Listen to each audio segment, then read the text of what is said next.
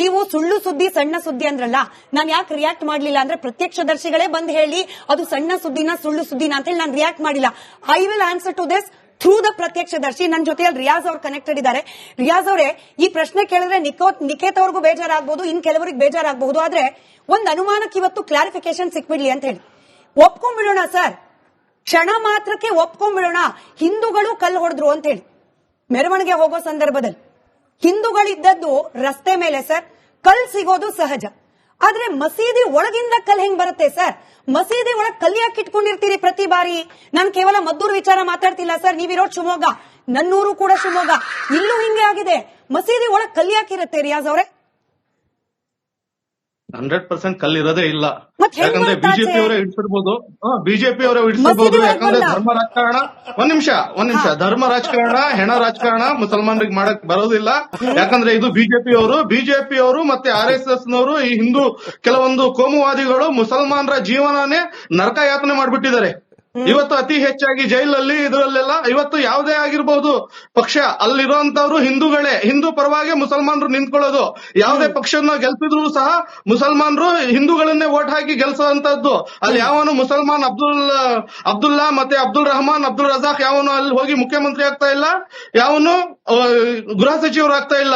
ಇವತ್ತು ಮುಸಲ್ಮಾನರ ಮೇಲೆ ಅಪಪ್ರಚಾರ ಮಾಡಿ ಮುಸಲ್ಮಾನರು ಅಂತ ಹೇಳಿ ಬಂಡವಾಳವನ್ನಾಗಿ ಮಾಡ್ಕೊಂಡು ಇವತ್ತು ಮುಸಲ್ಮಾನರಿಗೆ ಅಪಪ್ರಚಾರ ಮಾಡಿ ಇವತ್ತು ಎಲ್ಲೂ ಹೋದ್ರು ಒಂಥರ ಇದ್ರ ದೃಷ್ಟಿಯಿಂದ ನೋಡೋ ರೀತಿಯಲ್ಲಿ ಮಾಡಿರುವಂತಹ ಈ RSS ಮತ್ತೆ ಬಿಜೆಪಿ ಮತ್ತು ಹಿಂದೂ ಸಂಘಟನೆಗಳು ಇವತ್ತು ಮುಸಲ್ಮಾನರು ಇವತ್ತು ಹೇಳ್ತಿದ್ರಲ್ಲ ಶಾಂತಿ ಪ್ರಿಯವಾದ ಇಸ್ಲಾಂ ಅಂತ. ಹೌದು, ಇಸ್ಲಾಂ ಶಾಂತಿಯುತವಾದ ಇಸ್ಲಾಮೇ ಧರ್ಮ.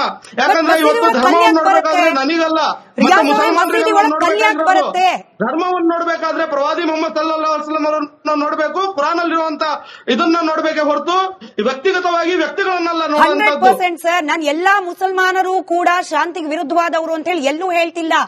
ಬಟ್ ಮತ್ತೂರಿನ ಮಸೀದಿ ಒಳಗೆ ಕಲ್ಯಾಣ ಬರುತ್ತೆ, ಶಿವಮೊಗ್ಗದ ಸರ್ಕಲ್ ನಲ್ಲಿರುವ ಮಸೀದಿ ಒಳಗೆ ಕಲ್ಯಾಣ ಬರುತ್ತೆ.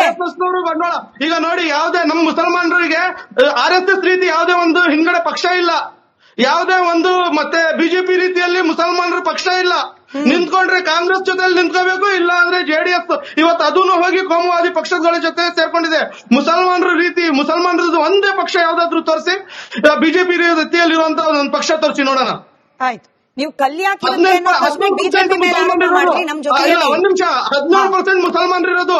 ಇವತ್ತು ಇವರು ಕಪ್ಪೆ ರಾಯ ಹೇಳ್ತಾರೆ, ರಾಜಕಾರಣಿ ಕಪ್ಪೆ ರಾಯ ಸಿಟಿ ರವಿ ಅವರು, ಅವ್ರೇನಂತಾರೆ ಪಾಕಿಸ್ತಾನದಲ್ಲಿರುವಂತ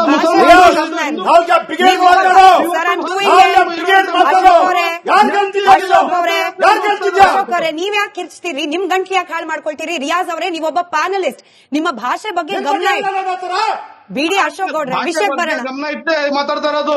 ನಮ್ಮ ಸಮುದಾಯಕ್ಕೆ, ನಮ್ಮ ಧರ್ಮಕ್ಕೆ ಎತ್ತಿ ಅಪಪ್ರಚಾರ ಮಾಡಬೇಕಾದ್ರೆ ಸಹಿಸ್ಕೊಳಕ್ ಆಗಲ್ಲ. ಅದು ಕೇಸ್ ಬಿದ್ದಿದೆ, ಅನುಭವಿಸ್ತಿದ್ದಾರೆ. ಎನಿವೆ, ನನ್ನ ಜೊತೆಯಲ್ಲಿ ಪುಷ್ಪ ಅವರಿದ್ದಾರೆ, ಪ್ರತ್ಯಕ್ಷದರ್ಶಿ ಅವರು ಕೂಡ. ಪುಷ್ಪ ಅವರೇ, ನನ್ನ ಧ್ವನಿ ತಲುಪ್ತಾ ಇದೆ ಅಂತ ಭಾವಿಸ್ತಾ ಇಲ್ಲಿ ನನ್ನ ಜೊತೆಯಲ್ಲಿರುವ ಕಾಂಗ್ರೆಸ್ ಪ್ಯಾನಲಿಸ್ಟ್ ಹೇಳ್ತಾ ಇದ್ರು, ಮದ್ದೂರ್ನಲ್ಲಾದದ್ದು ಸಣ್ಣ ಘಟನೆ ಅಂತೆ, ಕಲ್ಲು ಹೊಡೆದಿದ್ದಾರೆ ಅಂತ ಹೇಳಿ ನಾವು ಪ್ರಸಾರ ಮಾಡಿದ ಸುದ್ದಿ ಸುಳ್ಳಂತೆ, ಹೌದಾ ಸರ್? ಅವ್ರು ನೀವ್ ಹೇಳಿದ್ರಿ, ಕಟ್ ಮಾಡಿ ಇನಿಷಿಯಲ್ ನಾನು ರಿಕ್ವೆಸ್ಟ್ ಮಾಡ್ಕೊಳ್ತೀನಿ. ಪುಷ್ಪ ಅವರೇ, ಒಂದೇ ನಿಮಿಷ. ನಿಖೇತ್ ರಾಜ್ ಮೌರ್ಯ ಅವರ ಪ್ರಾರಂಭಿಕ ರಿಯಾಕ್ಷನ್ ಅನ್ನ ಕಟ್ ಮಾಡಿ ದಯವಿಟ್ಟು ಇಟ್ಕೊಂಡಿರಿ, ಅದನ್ನ ತೋರ್ಸೋಣ. ಸುಳ್ಳು ಸುದ್ದಿ ದೊಡ್ಡ ಸುದ್ದಿ ಅಂತ ಹೇಳಿದ್ರ ಇಲ್ವಾ ಅನ್ನೋದನ್ನ ಅವ್ರಿಗೆ ಹೇಳೋದು. ಪುಷ್ಪ ಅವರೇ ಮುಂದುವರ್ಸಿ. ಸುಳ್ಳು ಸುದ್ದಿ ಸಣ್ಣ ಸುದ್ದಿ ಎರಡು ನೀವು ಹೇಳಿದಿರಿ. I don't want to invest time on this. Pushpa ಅವರೇ ಹೇಳಿ. ಪುಷ್ಪ ಅವರೇ ಹೇಳಿ. 3 ವರ್ಷದಿಂದನೂ ಮಸೀದಿ ಹತ್ರ ಬಂದ್ರೆ ಸಾಂಗ್ ಹಾಕ್ಬಾರ್ದು ಅಂತ ಹೇಳಿದ್ದಾರೆ. ಯಾಕಂತೆ? ನಾವು ಸಾಂಗು ಕೂಡ ಆಗ್ತಾ ಇಲ್ಲ, ನಾವ್ ಅದನ್ನ ಹೋಗಿ ಕಂಪ್ಲೇಂಟ್ ಕೂಡ ಮಾಡಿಲ್ಲ. ಈ ತರ ನಮ್ಗೆ ಸಾಂಗ್ ಹಾಕ್ಬಾರ್ದು ಅಂತ ಹೇಳವ್ರೆ, ನಾವ್ ಹಾಕೊಂಡ್ ಹೋಗ್ಬಾರ್ದಾ? ಅಥವಾ ಒಬ್ರು ಸತ್ರೆ ಅಥವಾ ಇನ್ನೊಬ್ರು ಬದುಕಿದ್ರೆ ಅವ್ರದ್ದು ಫಂಕ್ಷನ್ ಕೂಡ ಅವ್ರ ಮಸೀದಿ ಮುಂದೆ ಮಾಡ್ಬಾರ್ದಂತೆ, ನಮ್ಮನೆ ಹತ್ರ ಇದ್ರು ಮಾಡ್ಬಾರ್ದಂತೆ. ನಾವ್ ಅದನ್ನ ಕೂಡ ಕೇಳಿಲ್ಲ. ಯಾಕೆ ಅಂದ್ರೆ ಇಲ್ಲೆಲ್ಲ ಒಗ್ಗಟ್ಟಾಗೆ ಇದ್ದಿದ್ದು ಮ್ಯಾಮ್. ಈಗ ಗಣೇಶ ವಿಸರ್ಜನೆ ಮಾಡುವ ಸಂದರ್ಭದಲ್ಲಿ ಈ ರೀತಿ ಆಗಿದೆ. ಮಸೀದಿಯಿಂದ ಡೈರೆಕ್ಟ್ ಕಲ್ಲು ಬಂದು ಗಣಪತಿಗೆ ಬಿದ್ದಿರೋದು ಕೂಡ ವಿಡಿಯೋ ಸಮೇತ proof ಮಾಡಿದೀವಿ ಮೇಡಮ್. ನೀವು ನಿಜ ಮಾತಾಡಿ, ಸುಳ್ಳು ಹೇಳ್ಬೇಡಿ. ಆಮೇಲೆ ನಿಮ್ಗೂ ಸುಳ್ಳು ಹೇಳ್ತಿದ್ದೀರಾ ಅಂತ ಹೇಳ್ಬಿಡ್ತಾರೆ. ಖಂಡಿತ. ಮಸೀದಿಯಿಂದ ಬಂದದ್ದಕ್ಕೆ ನಿಮ್ಮ ಹತ್ರ ಸಾಕ್ಷ್ಯ ಇದೆಯಾ? ಇಲ್ಲ ಮ್ಯಾಮ್. ನೀವು ಕಣ್ಣಾರೆ ಕಂಡಿದ್ರಾ? ಸಾಕ್ಷಿ ಇದೆ ಮ್ಯಾಮ್, ಸಾಕ್ಷಿ ಇದೆ ಮ್ಯಾಮ್. ಆ ವಿಡಿಯೋ ಕೂಡ ವೈರಲ್ ಆಗಿದೆ, ಸಾಕ್ಷಿ ಇದೆ ಮ್ಯಾಮ್. ಮತ್ತೆ ಯಾಕೆ ತೋರಿಸ್ತಾ ಇಲ್ಲ? ಯಾಕೆ ತೋರಿಸ್ತಿಲ್ಲ ಅಲ್ಲ ಸರ್, ಎಲ್ಲಾ ಕಡೆ ಇದೆ. ಅನ್ಫಾರ್ಚುನೇಟ್ಲಿ ಮ್ಯಾಮ್, viral ಆಗಿದೆ ಮ್ಯಾಮ್ ವಿಡಿಯೋ ಅದು. ಸೋಷಿಯಲ್ ಮೀಡಿಯಾದಲ್ಲಿದೆ. ನಾನು ಪ್ಲೇ ಮಾಡಿ ಅಂದ್ರೆ ನಿಮಗೆ ವೈಯಕ್ತಿಕವಾಗಿ ಕಳಿಸ್ಕೊಡ್ತೀನಿ. ನಾನು ನಿಖೇತ್ ಅವ್ರಿಗೂ ತೋರಿಸ್ತೀನಿ. ಮಸೀದಿಯಿಂದ ಆಚೆ ಕಲ್ಲು ಬಂದಿದೆ ಅನ್ನೋದನ್ನ ನಾನು ವೈಯಕ್ತಿಕವಾಗಿ ಸೋಷಿಯಲ್ ಮೀಡಿಯಾದಲ್ಲಿ ಈ ಗಣೇಶ ವಿಸರ್ಜನೆ ಮಾಡಿದ ಹುಡುಗರಿಗೆ ಆಶ್ಚರ್ಯ ಆಗಿದೆ ಮ್ಯಾಮ್. ಗಣೇಶ ವಿಸರ್ಜನೆ ಮಾಡಿದ ಹುಡುಗರಿಗೆ ಆಶ್ಚರ್ಯ ಆಗಿದೆ. ಹೇಗೆ ಇದು ಮಸೀದಿಯಿಂದ ಹೇಗ್ ಬಂದ್ ಕಲ್ಲು ಬೀಳ್ತಾ ಇದೆ ಅಂತ ಅವ್ರಿಗೆ ಆಶ್ಚರ್ಯ ಆಗಿದೆ ಮ್ಯಾಮ್. ಒಂದ್ ಕಲ್ ಸೈಜು ತುಂಬಾ ದಪ್ಪ ಇತ್ತು ಮ್ಯಾಮ್. ಫಸ್ಟ್ ಡೈರೆಕ್ಟ್ ಹೊಡೆದಿದ್ದು ಗಣೇಶನ್ಗೆ ಮ್ಯಾಮ್. ಅವ್ರಿಗೆ ಆಶ್ಚರ್ಯ ಆಗಿದೆ. ಇಷ್ಟು ವರ್ಷ ನಾವ್ ಯಾರು ಹೋಗಿ ಏನು ಕಂಪ್ಲೇಂಟ್ ಮಾಡಿಲ್ಲ ಮ್ಯಾಮ್. ಎಲ್ಲ ಒಗ್ಗಟ್ಟಾಗಿ ಆ ಸಂದರ್ಭದಲ್ಲಿ ಅಂತ ಹೇಳಿ ವಿವರಿಸಬಹುದಾ? 6 ಗಂಟೆ ಸರಿ ಸಮಾನಾಗಿ ಮ್ಯಾಮ್ ಗಣೇಶ ವಿಸರ್ಜನೆ ಮಾಡೋ ಸಂದರ್ಭದಲ್ಲಿ ಇದು. ಅವತ್ತು ಗ್ರಹಣ ಇದ್ದಿದ್ರಿಂದ ಸ್ವಲ್ಪ ಲೇಟ್ ಆಗಿದೆ ಮ್ಯಾಮ್.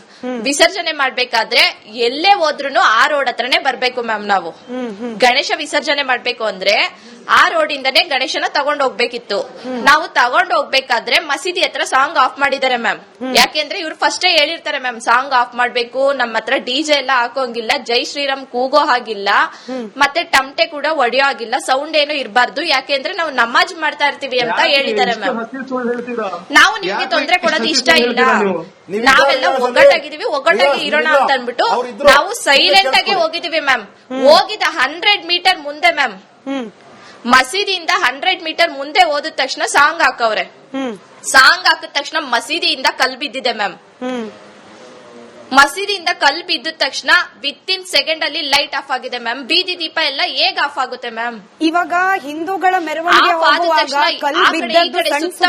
ಎಲ್ಲಾ ಕಡೆ ಬಂದಿದೆ ಮ್ಯಾಮ್. ಈಗ ಎಷ್ಟ್ ಜನ ಗಾಯ ಆಯ್ತು, ಎಷ್ಟ್ ಜನ ಪರಿಸ್ಥಿತಿ ಏನಿದೆ, ಇದು ಸಣ್ಣ ಸುದ್ದಿನ? ಇಲ್ಲ, ಹಿಂದೂಗಳು ಕಲ್ಲು ಹೊಡೆದವ್ರೆ ಅನ್ನೋದು.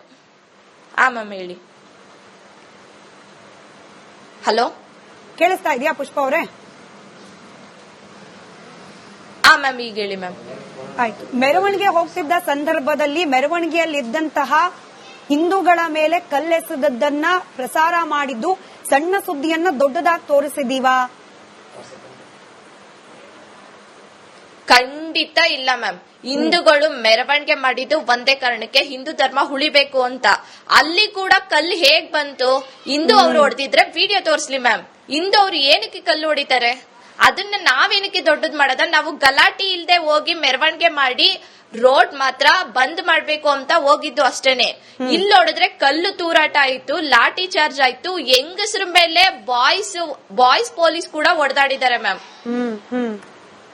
ಸರಿ ಪುಷ್ಪ ಅವರೇ, ಮಾತಾಡ್ತೀನಿ. ಅಶೋಕ್ ಗೌಡ್ರು, ಇಲ್ಲಿ ಏಟಾಗಿರೋದು ನಮ್ಗೆ ಹೊರತು ಅವ್ರ ಕಡೆಯವ್ರಿಗಲ್ಲ ಮ್ಯಾಮ್. ಸರಿ ಹಾ ಮ್ಯಾಮ್. ಸರಿ, ಮಾತಾಡ್ತೀನಿ ಪುಷ್ಪ.